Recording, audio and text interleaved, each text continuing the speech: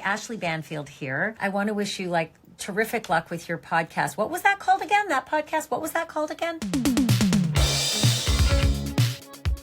You are officially 0%. Oh my God. KRZLE. Yeah. Charles. Yeah. Burt Reynolds pulls out a banana. Yes, that's what I was doing. Butterfly kisses. Oh my God. Hey, fuck these drums. The synopsis just isn't good. Oh my God. Okay. And on that note. Welcome everyone out there to another episode of What Was That Called Again? My name is Thomas. I am Will. And this is a movie podcast where I have selected 3 movies and I'm going to read their IMDb plot descriptions to Will, who is going to try to match the plot descriptions with the correct title. And before we do anything else, I do want to say that I still have not yet watched in full Trouble Bound. However, I did start it last night at the time of recording. I just got too tired, and so I am partially. So you're halfway to Trouble. You're still Trouble Bound. I'm about halfway, and it is almost comical how, of course, not even close. Yeah, of course. Billy Bob Thornton is immediately on screen, like one of the first people you see on screen, and he is very much alive. Oh damn! Okay, so far. We do have a body in the trunk. We were correct on that. Okay. Oh no! Wait, we said trunk because I was picturing the whole time back seat. I think you had asked me where I picture the body, and I said definitely the trunk. But then we were like, well, it just says in the car, so it could be in the back seat. And then we just took it and ran with it, I think, if I remember correctly. But the body is in the trunk. Michael Madsen wins the car from Billy Bob Thornton via a poker game. Oh, okay. That's interesting. And he takes off for Nevada, and he stops at a little bar where he meets Patricia Arquette, and she is trying to steal the car, and he stops her. But because she is 90s Patricia Arquette and is very pretty, he's happy to give her a ride to Nevada. Yes. So, and so Nevada. So we're either going to Reno or Vegas.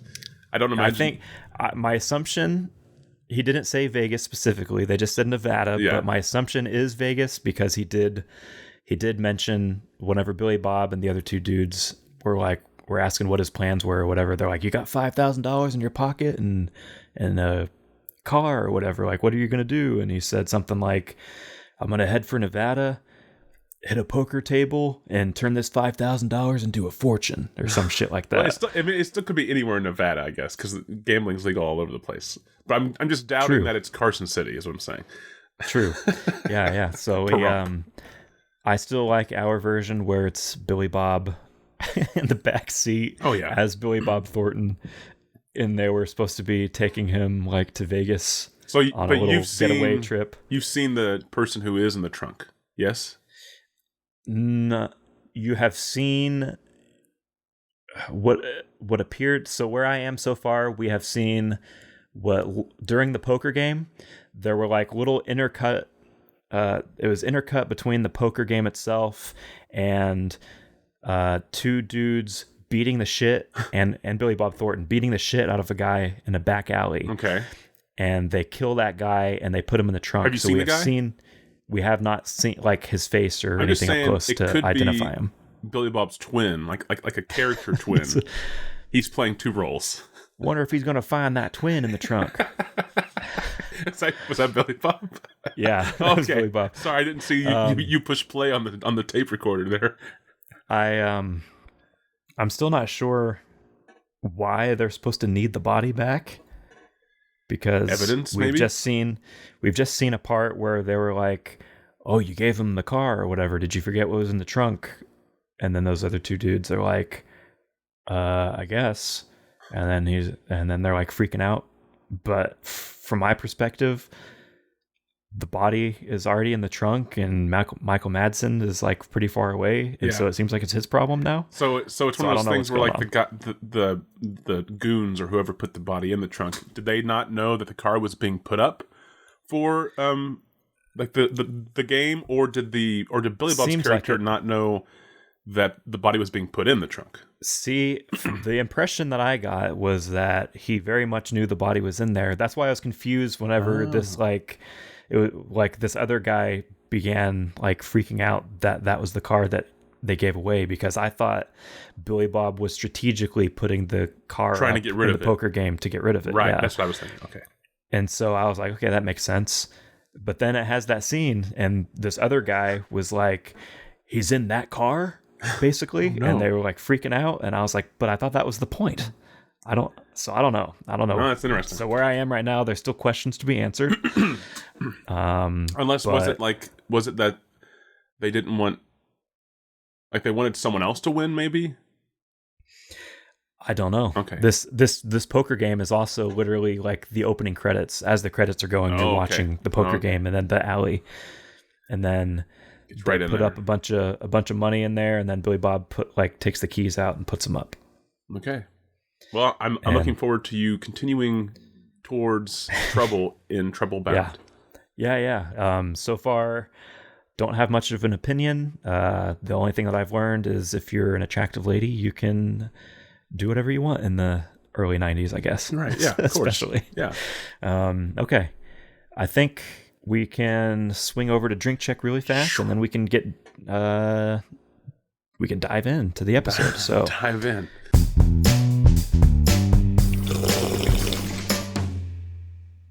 You go first. This is a early morning recording for us. I don't know. Have we done any early morning recordings like this? I mean, it's early. It's almost noon now. But when we started talking, maybe not this early. I don't think. Yeah, it's usually like mid-afternoon or something. I am double fisting it again today. Oh, okay. As I did most recently, I think. I have in my left hand a glass of delicious filtered still water. Still water, not sparkling, not correct. No bubbles. Yep, it's not the waters. drink, not the WWTCA staple. It is just regular plain water, but it's very good. And in my right hand, I have a cup of coffee. Okay, so I'm double liquiding. You're going, and I'm sure that'll pay off. Are you doing left, right, or are you doing like left, right, right, left? It's probably right, left. I think is the so ratio. More coffee. Okay, yeah. All right. Yeah. I'm also double fisting, but from the same fist because I've got big hands. So, gosh. I have a glass of water as well from the tap because I'm raw dogging that agua, and as they say. Yep, that is a common saying across the country. That's some merch we just dropped, by the way. Raw dogging that agua. And it just has a faucet on it. And gosh. And then within the same hand is a glass of coffee that I've added like maybe a shot and a half of rum to, some spice Kraken rum, and also some milk and sugar. So it tastes very desserty. There's like a lot of chocolatey stuff going on here. So yeah, it's good. And I haven't had sounds good. Rum in my coffee since whenever it was that we went to Austin. Oh yeah, that was 2019, if memory serves. I think so. I'll just say before, just before the world would be forever changed, at least for a few months, and then everybody got bored and moved on. We can go ahead and start with the show. I'm ready. So there's not really much of a theme this week per se. This was just like one of these weeks where there was a movie that I knew I wanted to use. Right. And so I picked it, and then I just tried to I just looked up random titles that seemed like they could confuse you potentially. Okay, great.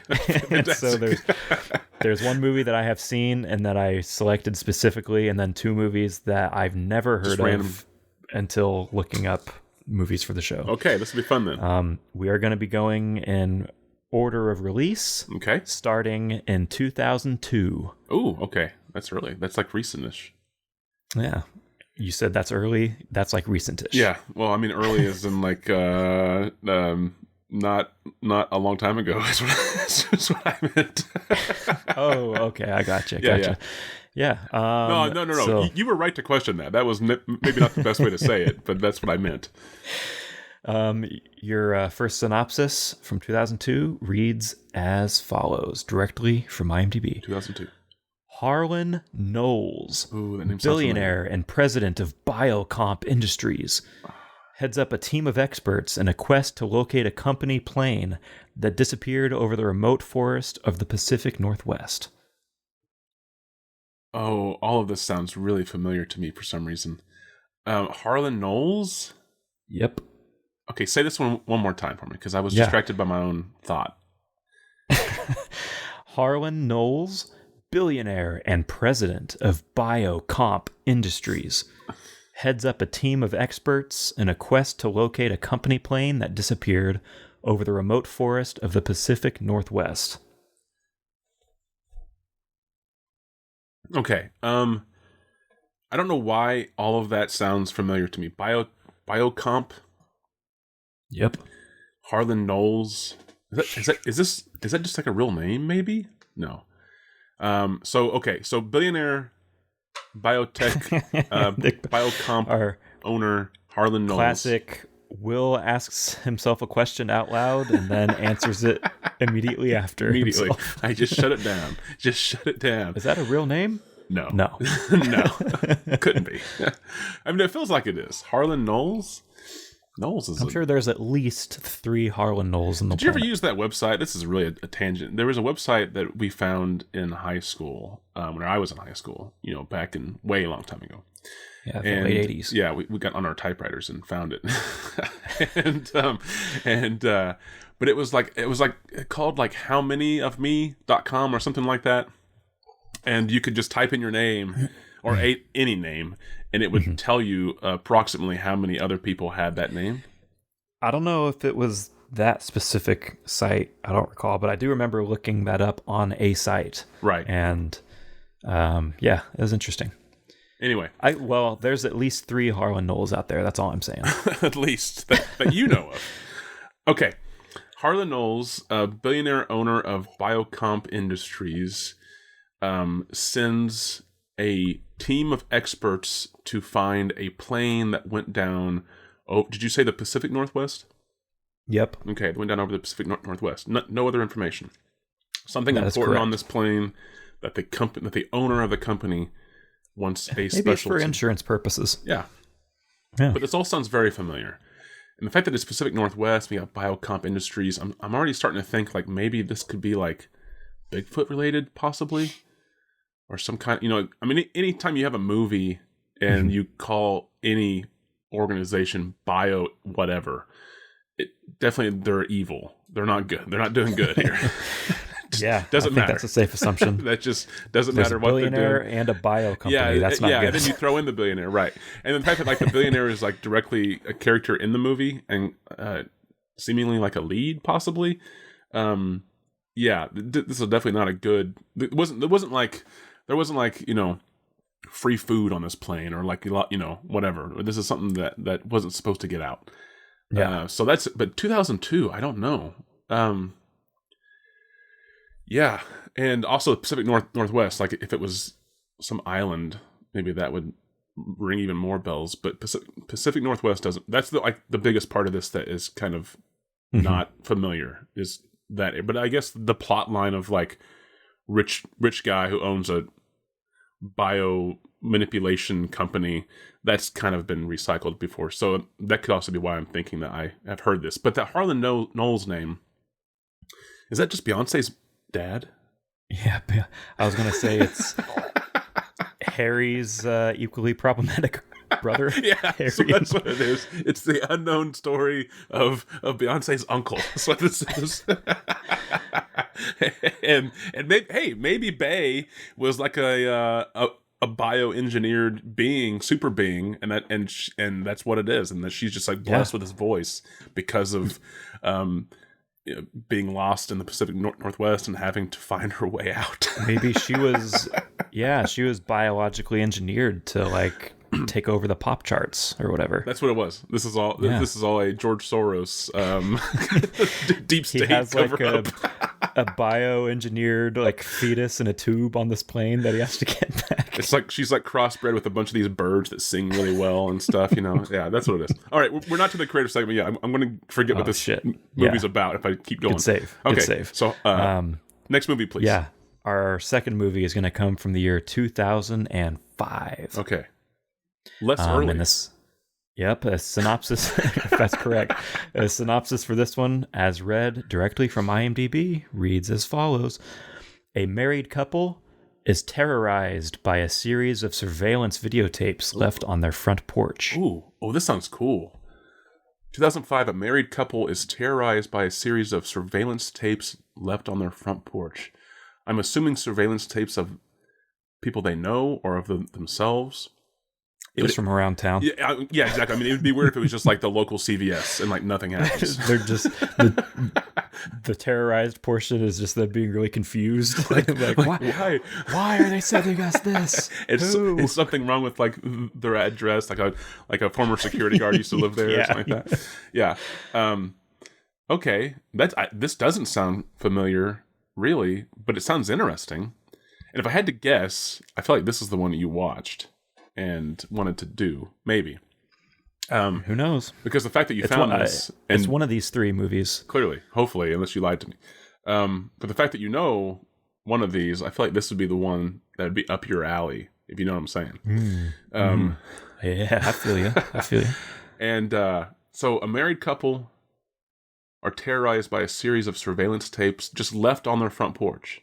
Correct. They're not even like forced to watch them. They choose to watch them. They choose to keep watching them. They keep showing up, and they don't report them. They don't send them back. Maybe there's no post. They just are there. Yeah. They don't throw them away.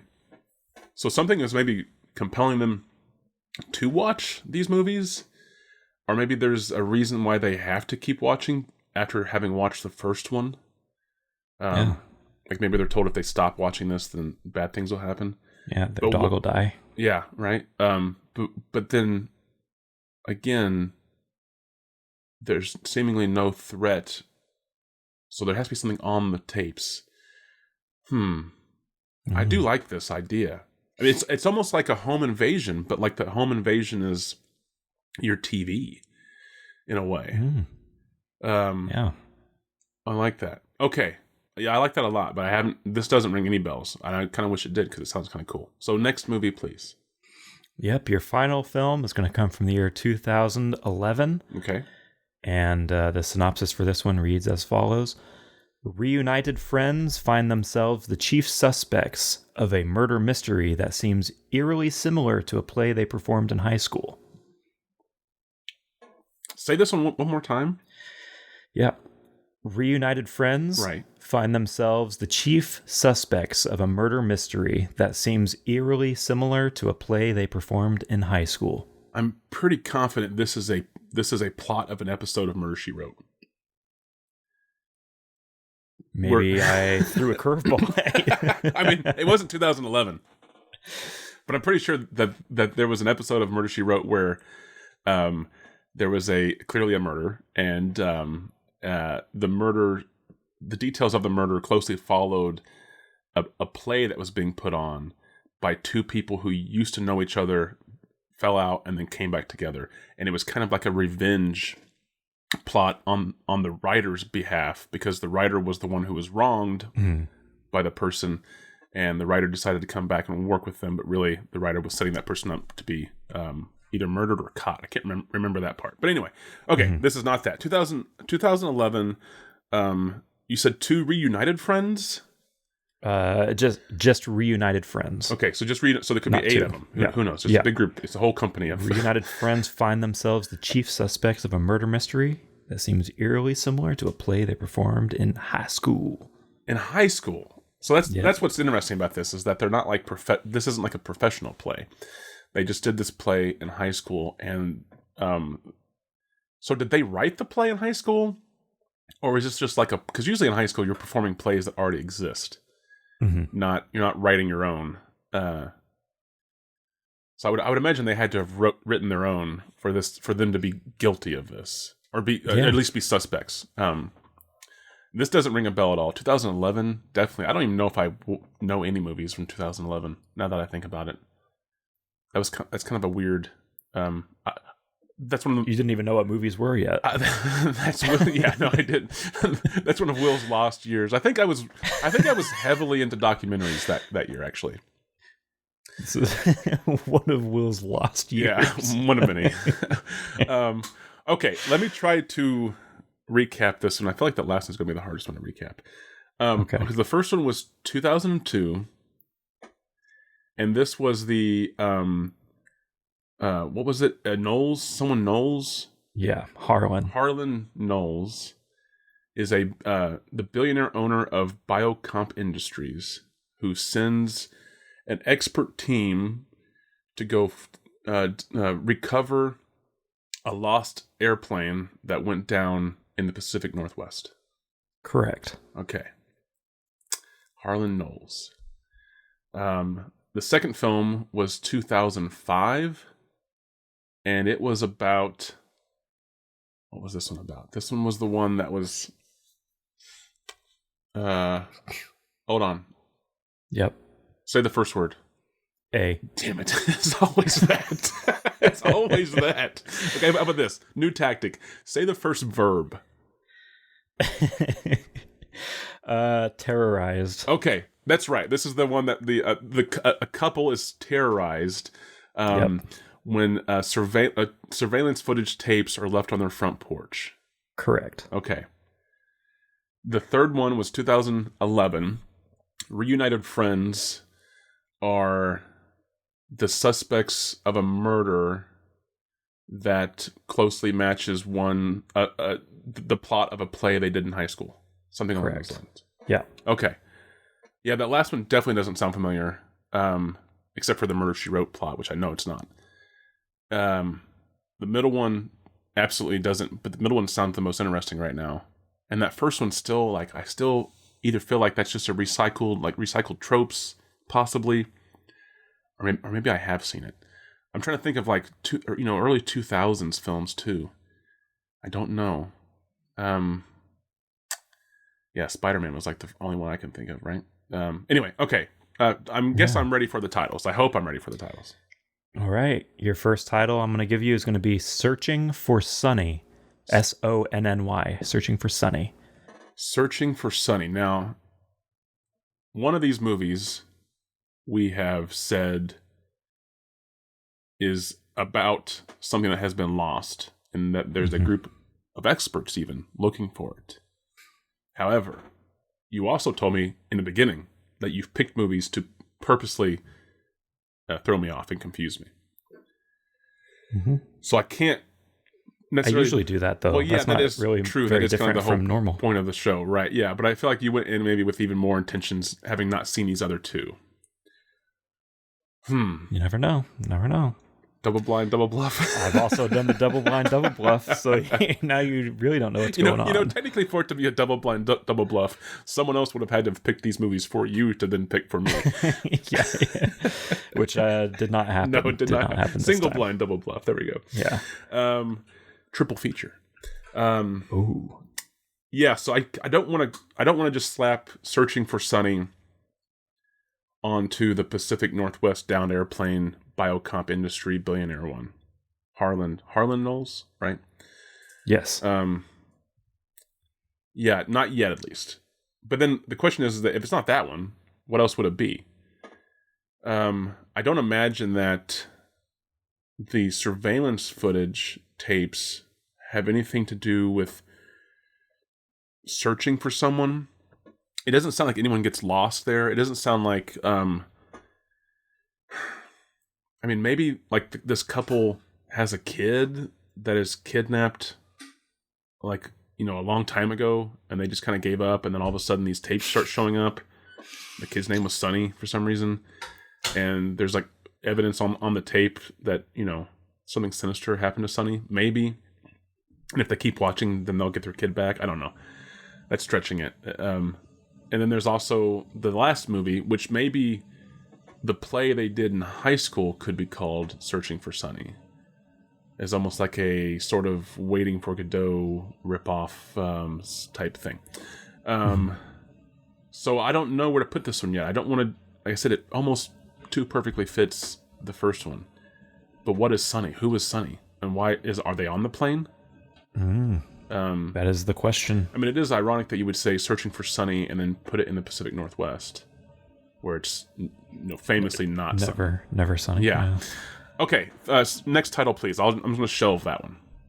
All right. Your second title I'm going to give you is CACHÉ. Okay. I don't know at all. CACHÉ. Oh God, I don't even know how to feel about this title. Can you use this in a sentence? is that a feature we can our new recurring segment, sponsored by dictionary.com. Yeah.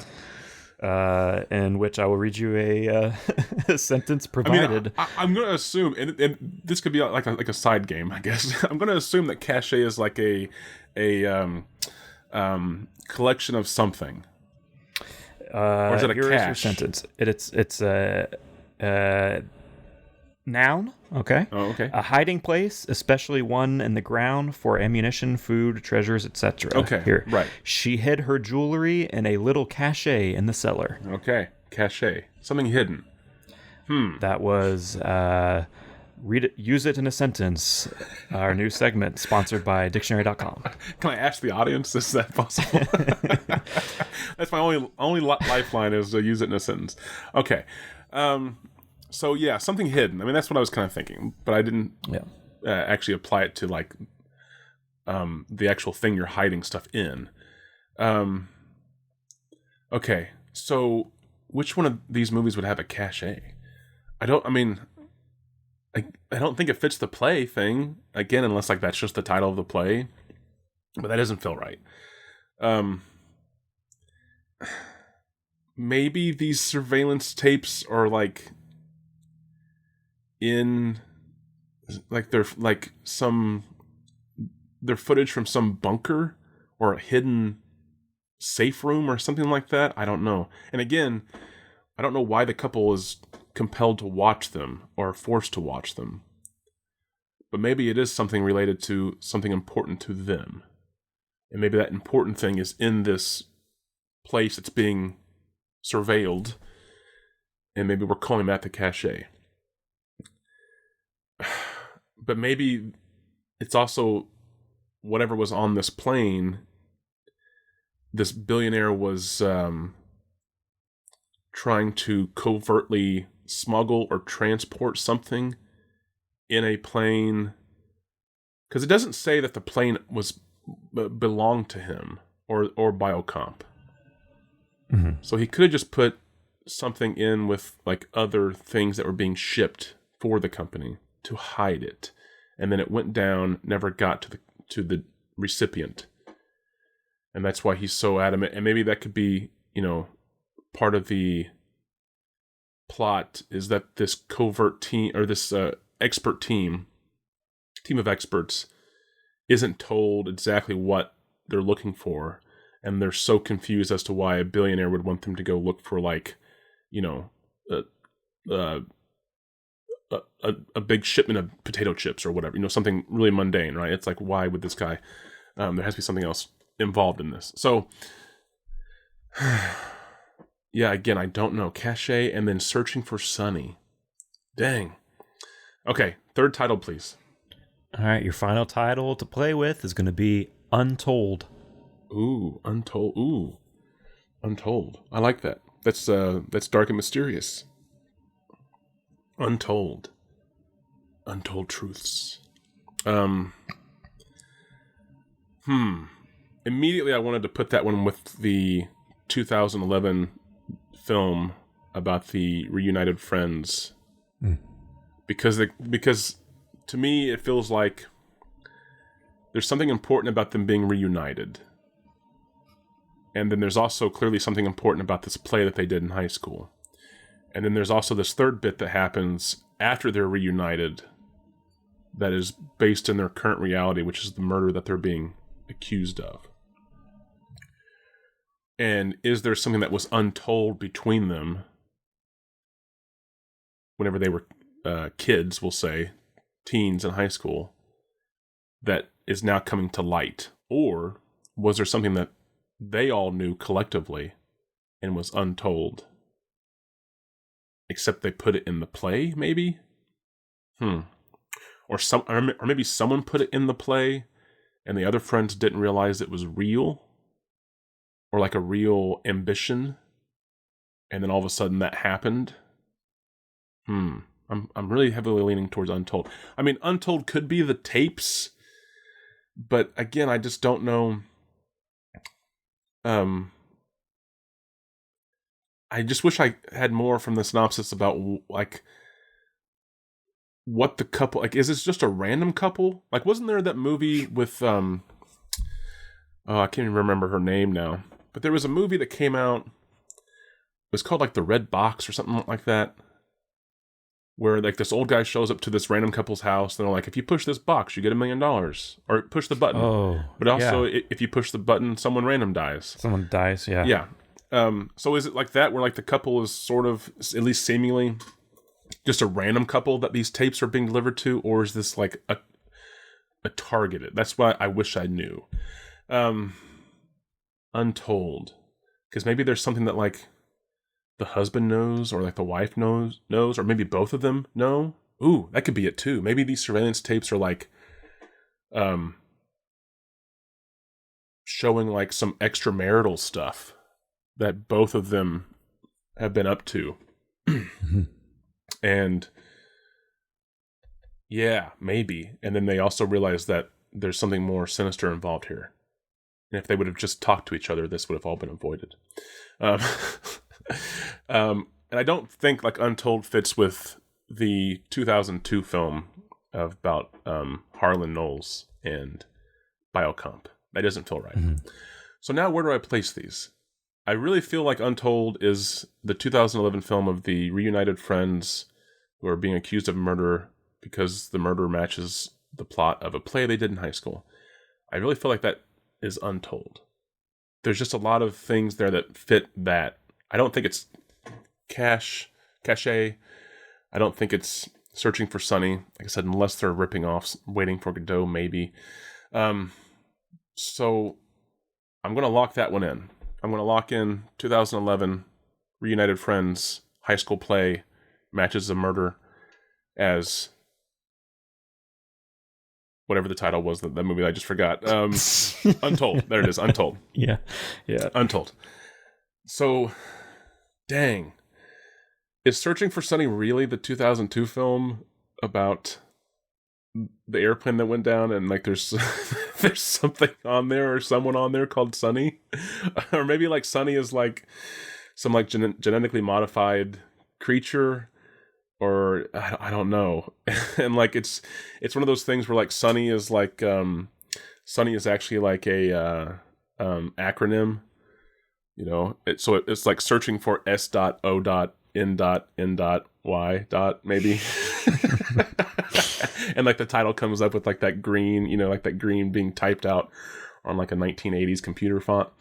But what would Sonny stand for though? Sonny would be like oh God.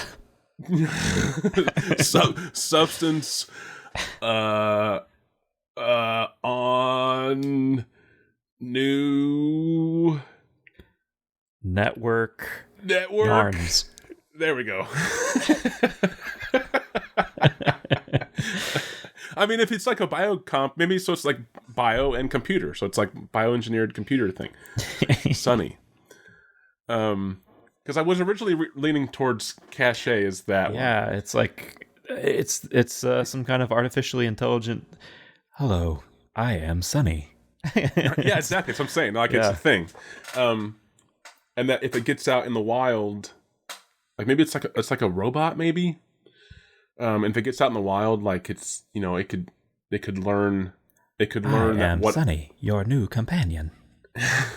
Yeah, but it could learn like that what it was programmed either wasn't true, or that what it was programmed was like limiting, and that now it has like full reign to learn everything about, you know, the world. Maybe. Because I don't feel like the surveillance tapes are searching for Sonny. So that's the only reason why I'm not putting that one there. So I guess I'll just go ahead and lock those in, and then I feel really confident about. That'd be kind of cool. And it learned while out in the wild, it sees how animals behave, and it learns like what death is, and then it's like if you have the power to take the life of another thing, then you have like the ultimate power in the universe or something like that. It's like, and then it becomes like a murder robot. So it's like an evil Johnny Five is what it is. Yeah. Input. input death. Shoot. Yeah. Kill. Like it seems like a deer hunter, in like the Pacific Northwest, it shoot down this, majestic animal, and it's like instead of Johnny Five, where Johnny Five would see that and feel sympathy for the animal, this robot sees that and is like, I want to do that. Input, kill all creatures. There has to be a scene where it does watch Short Circuit also. Oh yeah. Like, Short Circuit's in the background. Learns from Johnny Five a little bit. Help me, Rhonda. Johnny Five is a pussy. What a cock. That was my favorite film growing up, by the way. Okay. Yeah, I loved that so too. I'm gonna stick with, just because again, CACHÉ also fits sort of this movie, but I just don't feel like I don't understand, I guess yet, I haven't taught myself into, I'll say, how Searching for Sonny could be these surveillance tapes. Unless it's like someone the couple knows is named Sonny. And that just feels really generic. So anyway, I'm going to say that the 2002 film with Harold... No. Was it Harold Knowles? Harlan Knowles, the billionaire owner of Biocomp tech company, or whatever, sends a expert group to search for a downed airplane that went crashing into the Pacific Northwest. That'll be Searching for Sonny. That means that the 2005 film of the couple who are, what was the verb? Insulted, interrogated? No, it was... They're insulted by surveillance tapes. They just get sent smut is all it is. It's terrorized.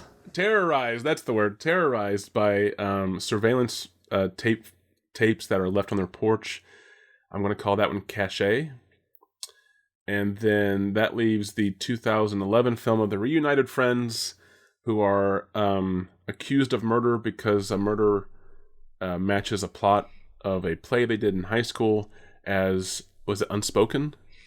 A little editorializing there, but yeah, Untold. Untold was the title. Okay. I'm going to lock that in. I feel like I got one of those right confidently. If I got all three, it'd be amazing, but I do feel like I got one of those right. You did get one of those right. Okay. Did I get the other two right? No. Oh, damn it.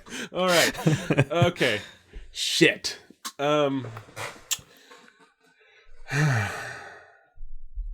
See, what I've done before in the past, and I'm pretty sure I get like not a winning record, but this has helped me record, is I've gone against my gut logic.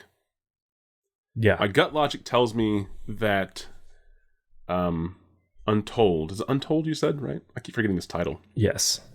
Untold goes with the reunited friends and the play. That's what my gut logic says. So because of that, I'm not going to do that. So I'm going to say that Searching for Sonny is the correct one. I'm going to then put the 2005 film of the couple who is terrorized by surveillance tapes. I'm going to put that one as Untold. And then for some reason, the play is called CACHÉ. Okay. Locking it in. You went against your logic.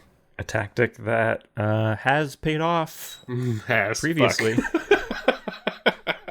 And it did not this time. Yeah, of course it didn't. You got 0 correct. So they were kind of ripping off Waiting for Godot, possibly, or at least inspired by. Possibly. Okay. All right. Let us hear about these amazing movies. Yes, 3 movies with which there is not a lot of info. Starting with 2002, We have the film Untold, directed by a filmmaker named Jonas Quastel. I'm sure that's the correct pronunciation. Accurate. Yeah. This is a direct-to-video movie. I am going to just assume you were correct in one of the first things you said about the movie after I read you the synopsis the first time was that you had a feeling it might be a Sasquatch. Yeah, like some kind of cryptid. Movie. Yeah. And I think that is correct because the poster does appear to show a large ape being. So I think there is a Sasquatch. It is, at the time of recording, not actively streaming anywhere that I could find. It's not available to rent even. This film does star Lance Henriksen as Harlan Knowles. Okay. So that is very strange. One day you're in Aliens and the Terminator. The next day you're in a straight-to-video Sasquatch film. Potentially Sasquatch film. Yeah. Yeah, so that's weird. That's really all there was that I could find about that one. Okay. CACHÉ. Is it available anywhere? Did you say that? I said that. It is not. Sorry. CACHÉ comes to us from 2005, like I said, and it is from a filmmaker you may have heard of, a filmmaker by the name of Michael Haneke. Okay, yeah. Which makes sense now. I said it was kind of like a home invasion via the TV. Yes, this is... there's still several of his movies that I still need to watch. I personally really like him in his movies. This one is one of the least depressing ones that I've seen. Okay. That is to say, it is, however, still fairly disturbing in its own ways. It's not really as graphic as some of his other movies. Like you think of Michael Haneke as like a provocateur with like really kind of like extreme on the edge of extreme kind of filmmaker in the vein of like Lars von Trier or whatever. Right. Yeah. This one is, from the ones that I've watched, a more mild one in terms of that. Interesting. This one is available to rent on Amazon at the time of recording for $3.99. There is no music. There's no score in the movie. The only music that plays is from their television in their living room. Like if he's watching a TV show, and there might be music, like a theme song to a TV show or whatever, but there's no music other than that. This film was the official submission by Austria for the Academy Awards for the Best Foreign Language Film category, but it was disqualified because it was not, quote, predominantly shot in the official language of the submitting country, but the film is in French. So because the movie is in French, rather than... Such a weird rule. But it was filmed in Austria. That rule disqualified it for some reason. And this sparked some kind of a controversy. And that was whenever it was foreign language film. Right. And now it currently is just foreign film. Yes. Okay. So this movie, that disqualifying apparently sparked some kind of like a controversy within the Academy, I guess. And because of that, literally the year after that, they changed the rule to where it didn't matter if the language corresponded with the country the film came from, as long as it was in a foreign language. That was all that it because did. what if it was like, a silent film, or just a movie that didn't have dialogue at all, that automatically disqualifies it because no one speaks. Yeah. The Academy is a great organization, by the way. Yeah, solid. Okay. The movie is shot on high-def video. And last but not least, the last thing I notated is to keep her character in the dark. Oh, I didn't say the film stars Daniel Atul, probably saying his last name wrong. Sure. And Juliette Binoche, who I love. She is wonderful in everything I've ever watched with her. So to keep her character in the dark about what is going on, Michael Haneke effectively didn't communicate with Juliette Binoche like the whole time. Okay. She found this extremely frustrating. No way. However, it was perfect for her performance. Like it kept her character, like it was perfect for her character, and she worked with him before on the film Code Unknown, and I believe that she did continue. She has worked with him, Michael Haneke, since then. So it's not like she was like pissed off at him and hated working. Yeah, it was just frustrating at the time. Yeah, okay. So yeah, I liked reading about that. Last but not least, Searching for Sonny from 2011 is from director Andrew Disney. And there was literally no trivia I could find about this movie. I looked up its Wikipedia. There's no information about this thing. Great grand nephew of Disney's great grand nephew. This movie is not streaming anywhere. It's not available to rent anywhere. The only thing that I notated about it is that the director, Andrew Disney, just notated something else that he had done in 2014. He made a movie called Balls Out. Okay. So this guy seems like he has done not really anything as far as like things that we would have heard of. He's a listener. But Balls Out stars Kate McKinnon, which I thought was interesting. Okay. And he also directed a miniseries that we could watch on Tubi, probably not going to, called Crunch Time. So there's that. So good on you, Andrew Disney. Keep doing what you're doing. Keeping the Disney name alive. Yeah. In big ways. Hopefully, if you're listening, you're not offended. So with some of that information out of the way, how do you feel about the ranking spread? I don't know how I feel about the ranking. The only thing I have to go off of is Michael Haneke, and that's not even much because his films are not always the best liked, it seems, even though I don't know, I don't really have a problem with them either. Yeah, I was gonna say you also haven't seen much of his work, but you seem to appreciate what he does as well. Because he I mean, yeah.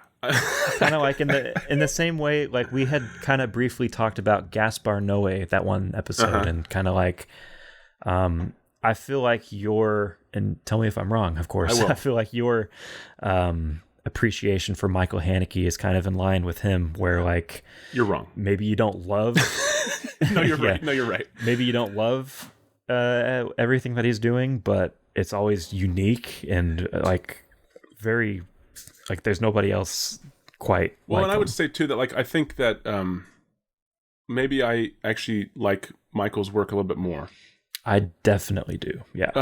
But yeah, it's the same sort of ideas in that, at least as far as why I like both of those directors, is because it might not be like things that I would want to see or do, or choices that I would make, but it's interesting to see that someone is making them, I guess.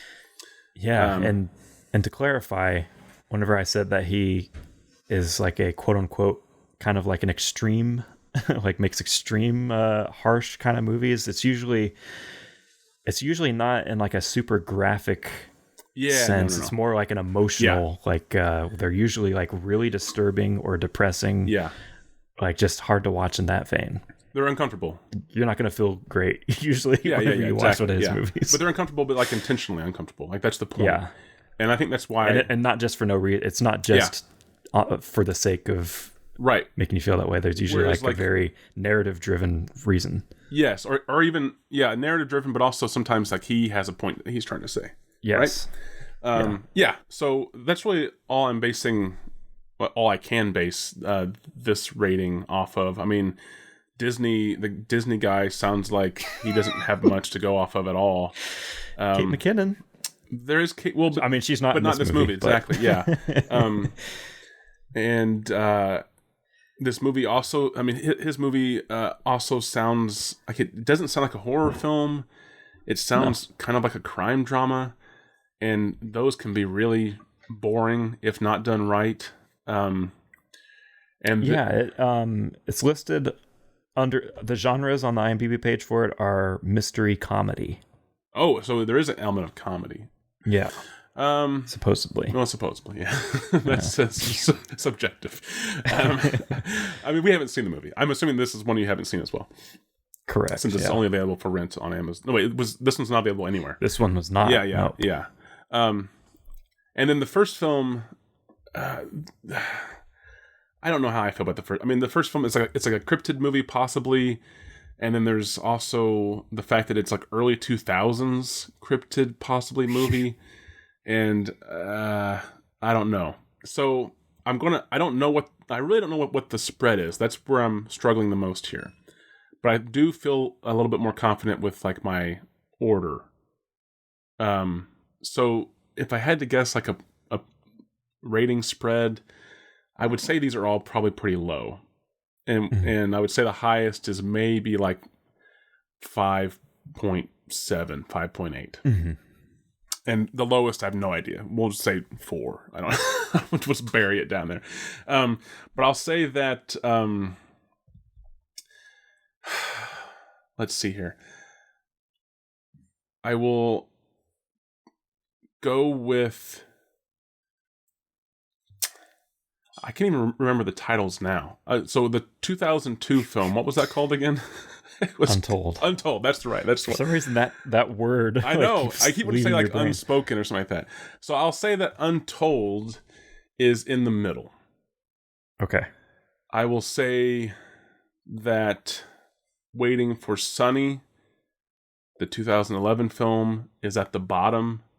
And just because it feels like, again, it's like a genre that it's really hit or miss, and it's also like maybe he's just unknown. And that leaves CACHÉ as the top film of these 3.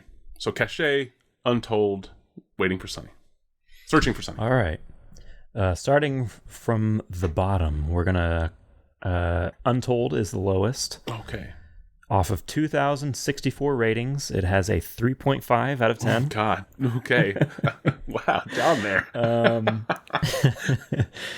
Depths you didn't even think were possible on this episode. Yeah. Is that our lowest? I could not. That's no, because Werewolf or whatever was like 1.6. Yeah. Werewolf or whatever. Werewolf. The middle one with a 6.4 based on 298 ratings is Searching for Sonny. Wow. Okay. Andrew Disney, good on you. It's like Disney quality is what that is. Yeah.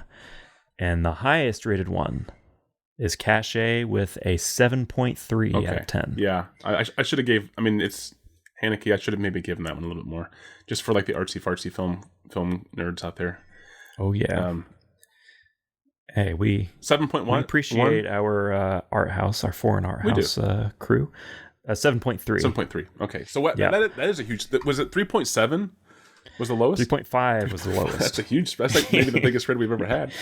Yeah, 4 points. I think so. We can slide on over to a quick Tag me. Tag me.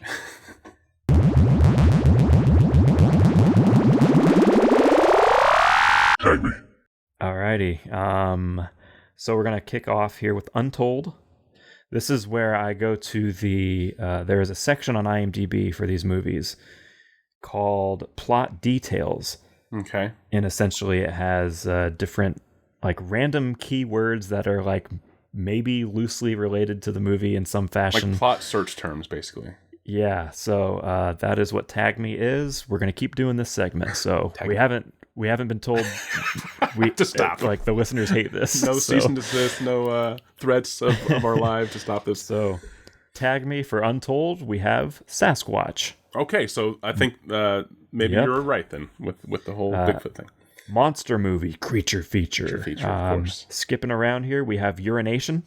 Okay, getting into the Scream territory. We have Drunkenness. We have What Happened to Epilogue. Okay. We have Rifle, Plane Wreck, Night Swimming, Ooh. Grizzly Bear, Binoculars, Cryptozoology. Okay.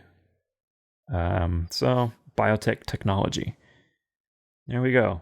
So is it going to be, see, that's the thing. So the question becomes, is this movie about a bioengineered cryptid, or is this movie about them just being in the Pacific Northwest looking for something important, and there happens to be Bigfoot?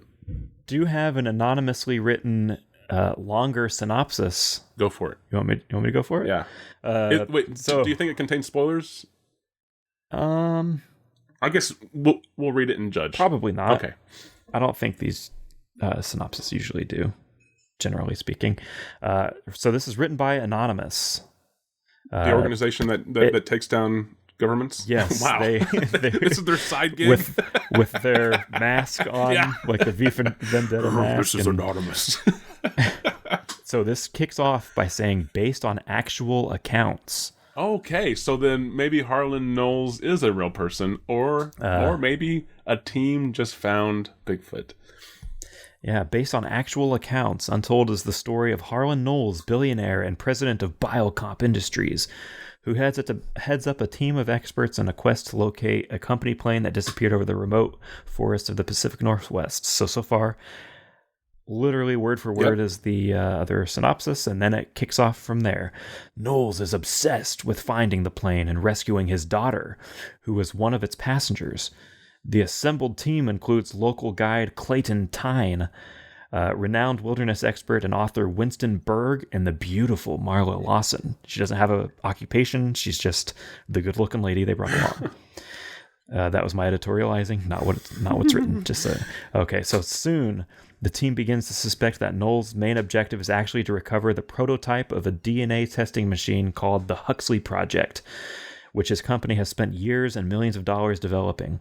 After finding the plane and its crew torn to shreds, the group tries to piece together clues about what could be responsible for the carnage. With the help of the Huxley prototype, they discover they are facing a menace whose very existence is one of the world's greatest mysteries, and the only people left to rescue may be themselves. Ooh, okay. Interesting. Yep, so we were honestly pretty close with just making up what was happening. Yeah, basically. I think it sounds like. So tag me for CACHÉ. We have videotape. Okay, clearly. Oh, that one's a spoiler, so I'm not going to read it. Oh, okay. Guilt. Oh, okay. So maybe there is something about like there's something on these tapes that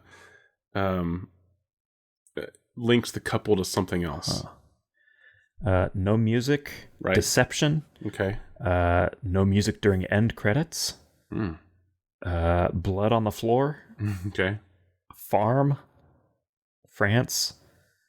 Dream. Oh my God, there's a ton of these. Stalker. Secret. Publisher. Orphanage. I didn't Jealousy. expect that one. Guilt-ridden woman. Okay.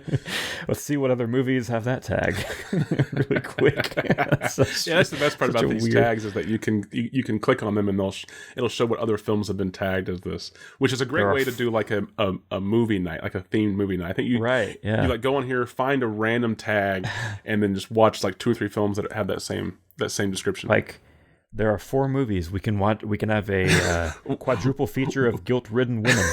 It's guilt-ridden women nights here at the theater. We have CACHÉ. We have another film from 1963 called This Sporting Life.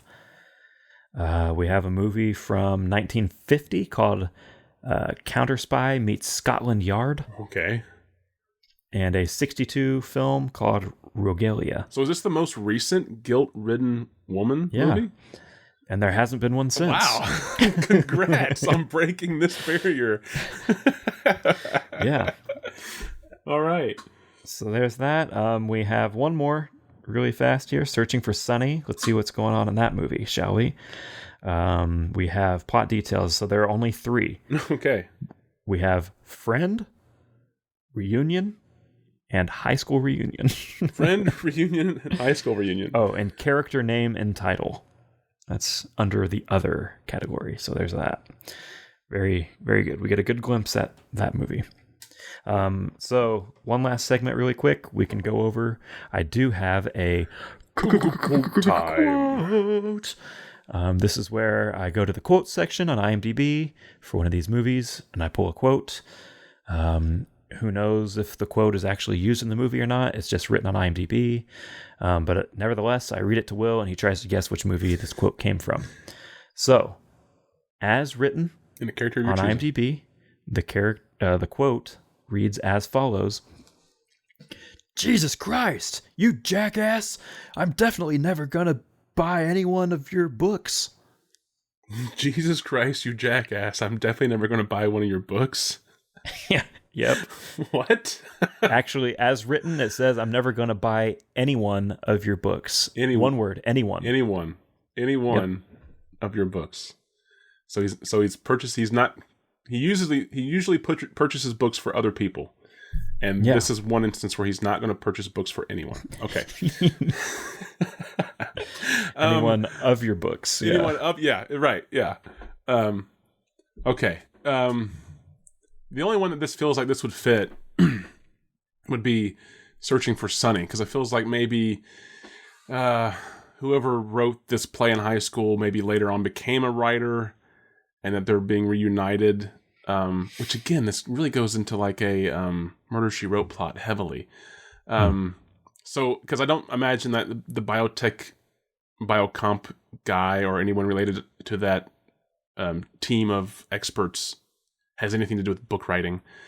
And I mean, maybe the husband is telling this to his wife, or wife telling it to the husband, but I feel like those are really the only two characters in CACHÉ, unless it's like on the TV, maybe. And they're just watching watching another show, and they and this line is said. But so I'm going to say that this is Searching for Sonny. It is allegedly from the movie Untold. Oh my God. What? There is a parenthetical before it. Okay. Before the quote, on the quote section, it says, after Winston aims at Clayton and pulls the trigger of an empty .357 Magnum, which he didn't know was empty. Oh, so there's some kind of like heated, and then after the attempted murder, the guy who was almost murdered says, Jesus Christ, you jackass, I'm definitely never going to buy any one of your books. So then, is this one of the people on this team of searchers? I hope so. So what are they qualified in? I mean, maybe the book is about like, maybe this guy writes books about how to stay calm in like intense situations. And then he goes and like tries to shoot somebody. Like, obviously, you don't know a lot about that. Clearly, you don't know what you're talking about, or you don't follow your own advice. Yeah, maybe that's what it is. All right, I didn't expect that at all. Wow. I'm still really intrigued, to know about what goes on in Untold. Sorry, I keep wanting to call it Unspoken. Untold. I still really would like to see the Michael Haneke film CACHÉ. I don't know if I have any interest in seeing Searching for Sonny at all. I really just don't. No, like I said, it feels like I've seen the episode of Murder, She Wrote. Unfortunately. I hope you apologize to Andrew Disney. He's listening now. I apologize, Andrew. Yes. Write us, and I'll formally apologize. Yep.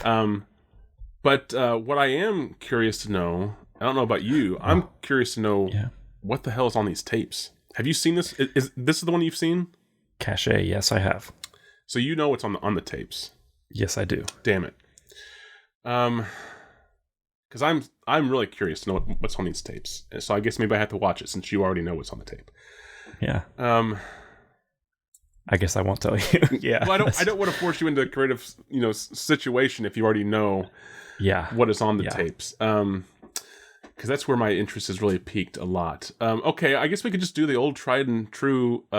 Let's figure out the scene where I'm never going to buy any one of your books. Where this takes place. I mean, I like where we were going already, where this guy writes, like how to be calm in like intense situations. Keep calm and carry on. That's the series, yeah. Or it could even be something like maybe the guy is like an expert, or he claims to be like an expert gun handler or whatever, and he didn't even see that it wasn't even loaded. Yeah. Okay, so what is and then who is this person? So and where does this happen in the film? Again, so the information that we have is that the guy who attempted to fire the gun is Winston.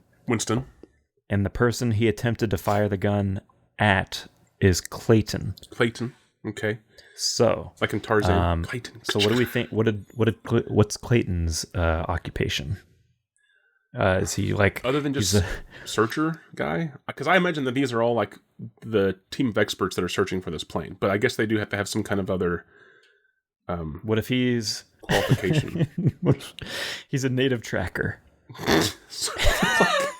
Look at this tire marks. The plane went that way. He smells the ground that's like saturated in aviation fuel. It's close. It's fresh. It's recent. because there's so many downed airplanes in the Pacific Northwest. They end up like stumbling upon like DB Cooper's plane or something like that. Yeah, they stumble upon DB Cooper. DB Cooper is Sasquatch. Because he hasn't been able to fucking shave or anything after all these years. That would be awesome if he's just been hiding out with like, all this money, and he's too afraid to go spend it, and he just went like mad. So he's just like a weird feral man now in the bush. The real meaning of the whole movie is like, was it all worth it? And that's why we can't find DB Cooper, is because we're looking for Sasquatch. If we, or vice versa. If we would look for DB Cooper, we would find Sasquatch. Yeah, we would have noticed the like patch that says Cooper that Sasquatch has on his satchel. Yeah. Okay. So yeah, I don't know. The guy could be a tracker, I guess. I mean, they all have to have some. I'm assuming that this isn't like a hired, team that like already worked together. It must be like they were assembled, right? It seems like it heads up a team of experts. Is all. Yeah, of experts, right? So what is this guy an expert in? I'm fine with him being a tracker, because I mean, I guess you kind of maybe would, well, even just maybe like I think one of them has to be someone who is an expert in the wild, in like this like a local like they know how somebody to survive. Somebody who's familiar with the local layout or whatever, and the fauna, like how do we survive a week's journey into the bush or whatever. They have the data that shows like the last ping from the plane or something like that, somewhere, and so like they know that it's within mountains. the general area. Yeah, and this guy could be just like he's just somebody who knows familiar the trails with the local layout. Yeah, exactly. Yeah. Okay, so is that Clayton? Yeah, and then so what did he do to Winston to make Winston want to fire his gun at him?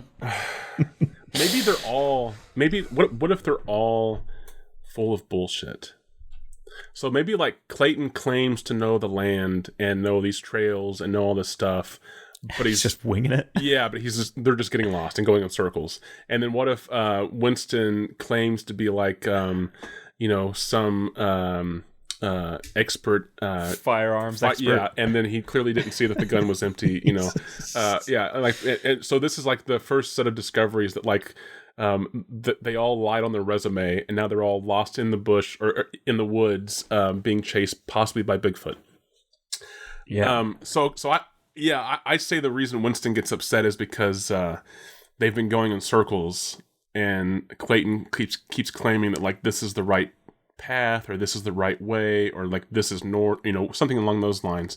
And Winston is just fed up that like we've clearly passed this multiple times. I'm tired of your bullshit. Like we're out here, we're starving, we're cold, hungry, wet. We just saw a bear, and there's something out here that's clearly maybe like one of them's already died. So like tensions are really high to get the fuck out of here.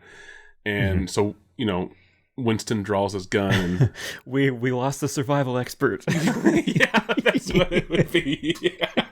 On day 2. That would be awesome if the survival expert dies because of like some like really simple like he drank dirty water or something. Yeah, like he drank dirty water. A berry that was that he wasn't supposed to right. He drank dirty water that he didn't boil long enough or whatever. And then not only that, but he while he was like sick to his stomach, he built his like little shelter or whatever facing the wrong way or like the wrong way or whatever, just and it just collapsed on him and he just dies of like pneumonia. He took a shat and he wiped his ass with like poison ivy, and so he's like itching his crack for like 2 days, and then he's like shitting and puking at the same time. Yeah. Like dies. Meanwhile, like everyone else brought like food with them. yeah, I like that a lot. Okay, so he's the first guy to die. So who's left on this team? Back at the plane, the the thing that's on the plane that the biocomp CEO or whatever is actually like the actual objective of retrieving this like bio liquid or substance or whatever has leaked out onto like a snake, and so we get like a giant snake versus Sasquatch fight at the end in the climax. Yeah. But is Sasquatch like the is it like the King Kong, or is it like the Godzilla? Is it the hero, or is it the bad guy? The Sasquatch is... Oh, that's interesting. So I was thinking villain the whole time, right? But So then was I. To go against that, right. I started to think maybe. So I mean, if the snake is the big bad, because they're instinctually just automatically afraid of it, right? Well, there wasn't snake in the tag, so maybe it is the bear. Maybe it's the bear. So maybe the bear licked this bioengineered juice stuff or whatever. So it's bear versus Bigfoot. Bigfoot bear or V bear, yeah. TM copyright right there.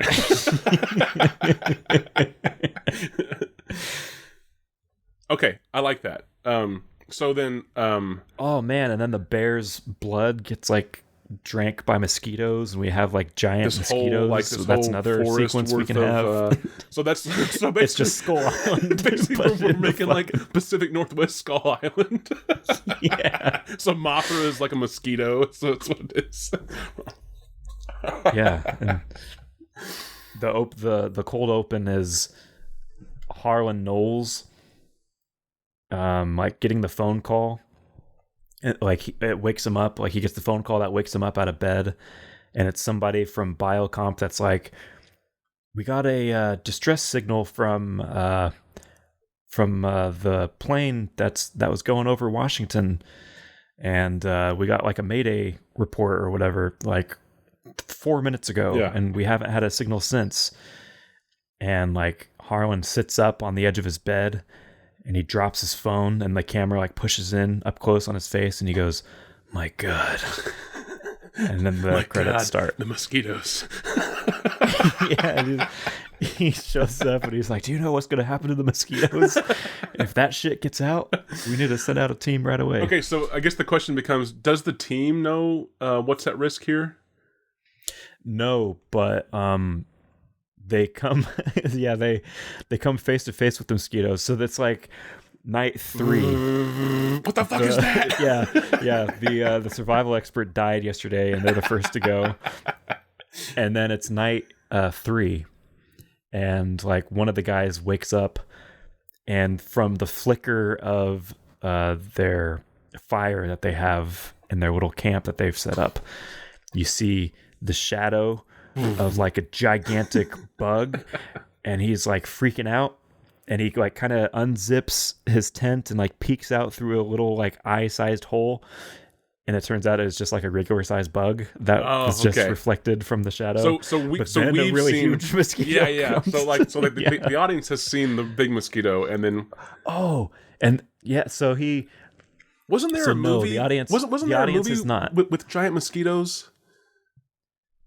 Or am I thinking about The Fly? I'm sure that's happened at some point. Because I'm picturing like that little hole that you just described being zipped open in the door. I'm picturing like whenever the big mosquito comes by, that like this like super long, like almost inch wide hypodermic needle like comes through the hole and starts like poking at the guy that's in there trying to like suck his blood and shit. Well, that's actually where I was going to go with this. Okay, well, I was going to say. So no, the audience does not know about the giant mosquitoes yet. We see that like huge shadow. He looks through the hole. It's just like a little tiny mosquito. Yep. But then the big one, like it's a little like blood sucker fucking thing, stabs him right into the eye. Oh God, yeah. And this guy was like the insect expert. which why would he be on this trip other than? But I think it'd be awesome. Like, no, wait. How about this? I say that is the survival expert. It sucks. It stabs him. It pierces through his eye, and it starts to suck. And we get a shot as it's like sucking. We get a shot of its feet, and they like suck up in his whole body. His whole body. Okay, like, I was gonna go there. So I say it's the sort like we see his toes start to like implode. Yeah, exactly. And Yeah, like inside like, out, he like deflates. suck in. Yeah, he just goes inside out. But so I say it's the survival expert, and I say that like he's been sick. He's made clearly poor choices, and this is another poor choice that he's making. He's puking and sharding all over the place. He hears something outside, and he decides to investigate it, which you just shouldn't do. All right, the survival expert. So then he ends up like because of this attack. Whenever the rest of the team wakes up, he's just gone, right? They don't know like what happened other than he's great. Our survival expert left, but I was going to go, I was going to go with like the whole sucking. I was already picturing that. I like yours a little bit better because it's more comedic, I think, and more extreme and ridiculous. But what I was going to go is like, I pictured that close up that you described of like the mosquito straw going into his one eye. And we see that like impact, and then you get like a close up on like the mosquito's torso or whatever, like inflating with blood and solid material, and then you cut back to like a close up of the guy's face, and you see his other eye get like sucked in to his skull. Yeah, just and it makes like a boom sound. It makes like a little. Yeah, exactly. Okay, fine. Okay, so then the mosquito somehow flies off, being unheard by the rest of the team. But we still haven't gotten. We've sort of described the scene with the line, but we need to figure out where in the movie does that line happen, and then like why does this person attempt to kill the other person? And then so we've also said sort of like what leads up to this, that like Winston is frustrated with Clayton and his lack of his claimed navigation skills. So what happens after the scene? So where does the scene happen, and then what happens after? That's we got to figure that out.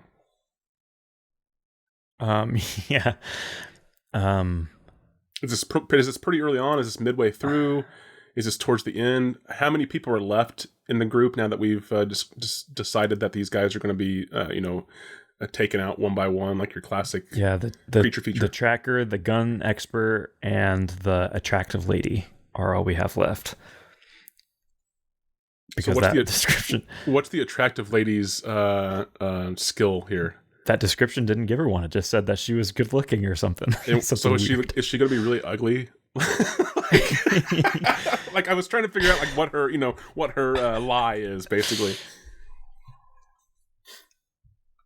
I don't know, because I was thinking that she doesn't. So I was actually kind of thinking that she was just like an attractive. What if she's attractive naturally, and we don't play with that? But what if she knows what was on the plane, and this whole time she's playing dumb? Mm-hmm. So her lie is that she actually knows a lot about what's on this plane. She knows a lot about what's going on. She has all the answers, but she's not telling these guys. Yeah. Okay. Yeah, I like that. Okay. So what happened? So where does this happen in the film? We've got these three left supposedly. What happens? Where does this happen? Towards the end? Is this like? Are we getting close to like the end of the second act? Going into the climax here? Because I feel like shit has had to have happened if Winston's just like off the cuff, not even realizing that the gun is definitely loaded. Yeah, definitely toward the last act. I would say it'd be hilarious if like this is how we are introduced to these characters, and the very first time we see them, they're already like at each other's throats. And this fucking Winston dude has like multiple unsold copies of his book in his backpack with him. Yeah, he's just like leaving them trying around to sell them to people the whole time. Okay, so it happens towards the end, I think, right? It's like the 2/3 of the way through, we'll say. Tensions are high. Okay, so then what happens after? So the trigger's pulled, nothing happens. The line is what again? Jesus Christ, you jackass. I'm definitely never going to buy any one of your books. Okay. So we've also established that his books are potentially about gun safety and knowing how to use firearms. Was planning on buying one whenever he got back. Yeah. Like whenever they get back. And like he's like, I got to get to the ATM. Yeah. I only have my cards. Yeah. Okay. So then what happens after? Like, what's immediately after? So I picture the stance is that Clayton is maybe on the ground or in a compromised position, and Winston is standing up above him or over him, pointing the gun down. So then Clayton says that line. What happens afterwards?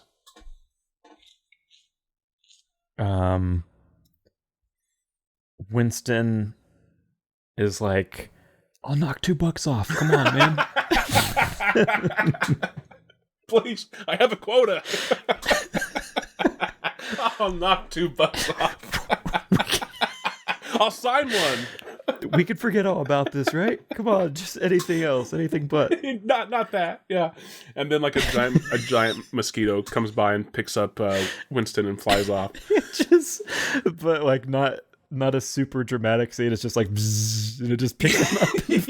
Yeah, exactly. Or do we want to play with maybe other large things? Because we basically said that the mosquitoes get big because they drank the blood of the bear, right? So So are there other things that we have to worry about other than the mosquitoes that aren't our big main battle creatures? Yeah, I think we can have a fun, like a huge spider. Ooh, yeah.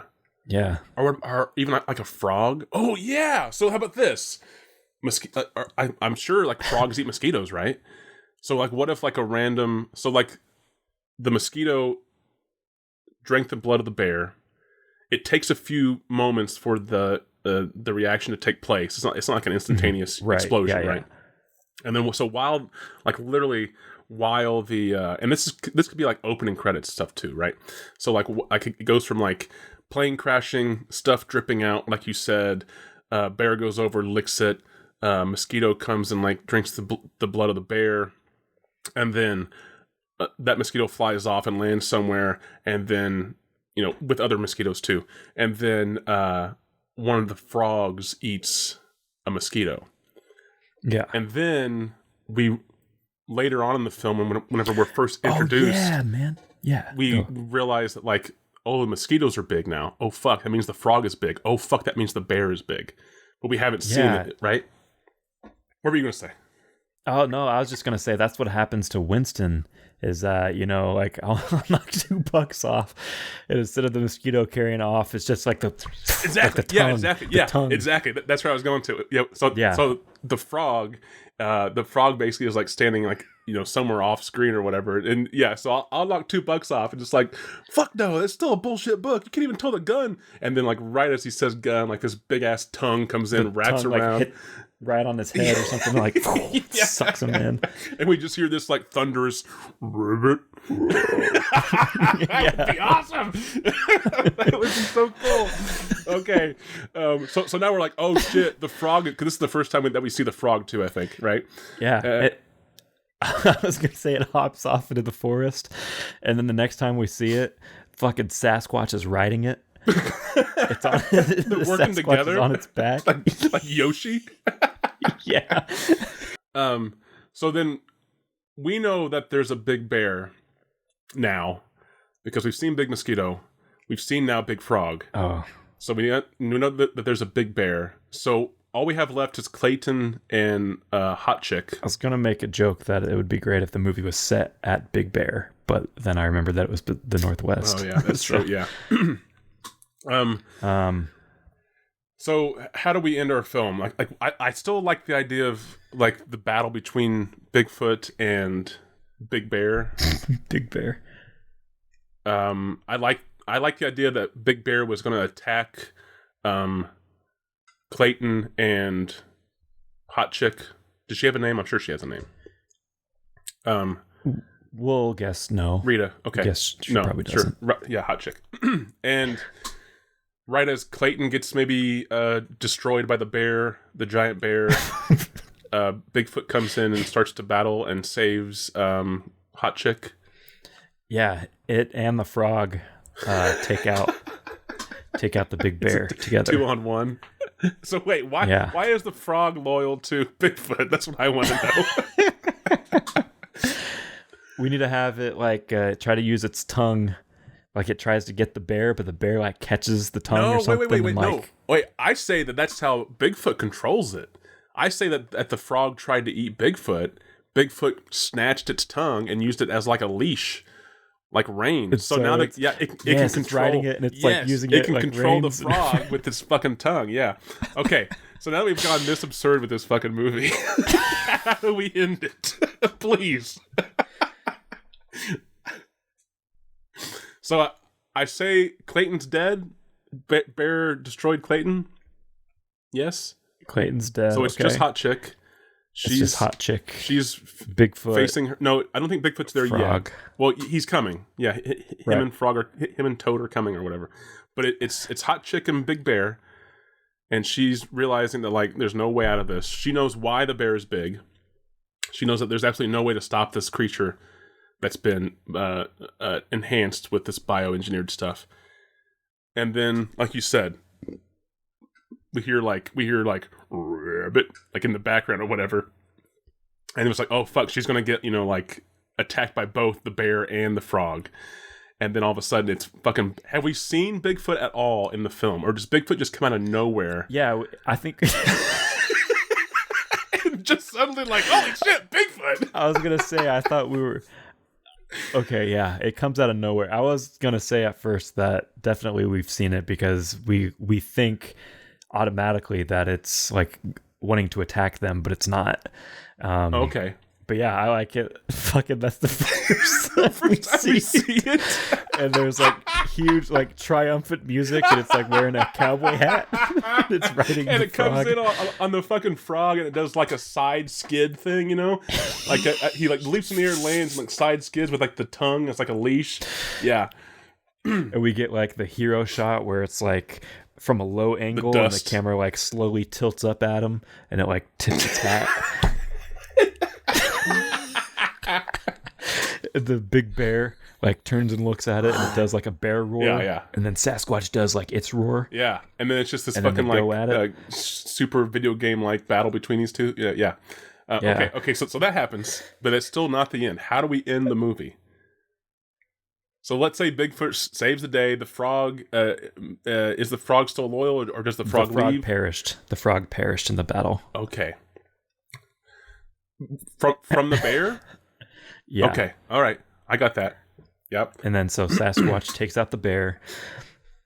The woman like goes to tend to Sasquatch wounds and like wraps. Oh, so she's caring for him. Arm. Okay. Yeah, it like wraps its arm, like its injured arm or whatever, Yeah. She like rips off the bottom 2/3 of her shirt, so she has like a crop top now, and she uses that part of the shirt to like tie off his injured arm. Okay. And she picks up its hat and hands it back to him. And it puts the hat on its head. So he is wearing a hat. He has a fucking giant... Okay. Secondary question, that this is not important to the film at all, but I'm going to ask it. Does Sasquatch just have a hat, or do we see... Is that hat... We see him like skinning a deer and like making a hat out of its skin. Well, I was going to say like what if what if that hat was like a hat that we've seen? It's an actual hat, but it's a hat that we've seen. It's a totem from one of the fallen. Yeah. Heroes. One of the fallen expedition crew. It's DB Cooper's hat. And sunglasses. I forgot when we made this about just DB Cooper. That's what it is. Yeah, he has aviators and a hat on. Yeah. We don't even say it's Bigfoot. We just push the DB Cooper thing. It's just in the credit. It says Coop. Yeah. Okay. So it. Holy shit. So Coop slinks off into the forest. No. It like starts to leave, but then she's like, hey, can I come with you? And he speaks perfect English. The Sasquatch, yeah. What we have assumed is Sasquatch the whole time is like, sure. And they like so they both vanish. She tells it all about how she was like looking for this substance, and the Coop is like, oh, so that's why like all the creatures of the forest are mutating. So this is and this is so stupid. So this is like, is this the untold story of D.B. Cooper or the untold story of Sasquatch?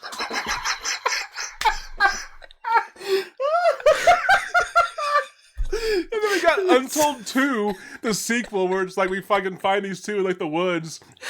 Oh my god. Oh, I'm done. I can't go on. I'm crying, dude.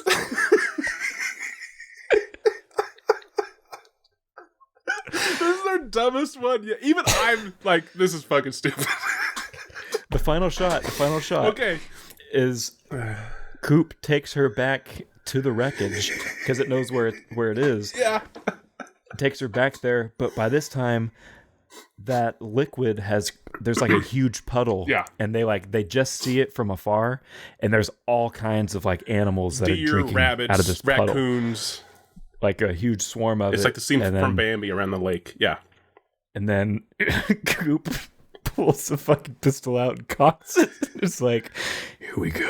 And then it cuts to black. Credits. Blackout credits. Oh, God. That's awesome. What was that called again? Holy shit.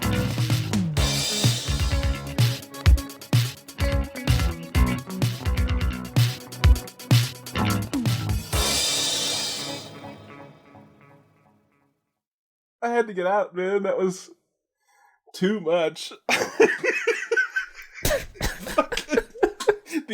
Is it Untold D.B. Cooper or Untold Bigfoot? You don't know. Yes.